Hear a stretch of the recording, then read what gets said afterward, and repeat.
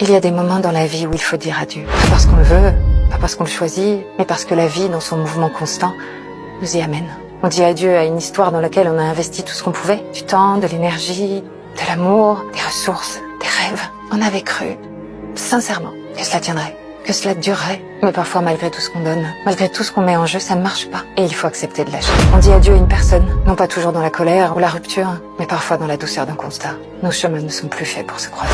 Le lien reste, la gratitude demeure, mais l'histoire change de forme. Et il y a une part de nous qui se dépose dans ce adieu. Une part qui sait que rien ne sera plus jamais exactement pareil. On dit adieu à un lieu, à une maison, à un paysage qui nous a portés, qui nous a bercés, qui a vu grandir une portion de nous-mêmes. On ferme la porte une dernière fois, le cœur serré, avec ce mélange étrange de nostalgie et d'élan vers l'inconnu. On dit adieu à un animal de compagnie, compagnon silencieux et fidèle. Son départ laisse un vide immense, disproportionné au regard de sa taille, mais juste à la hauteur de sa présence dans nos vies. Tous ces adieux nous rappellent une chose simple et essentielle. Rien ne dure. Pas même nos joies, pas même nos peines.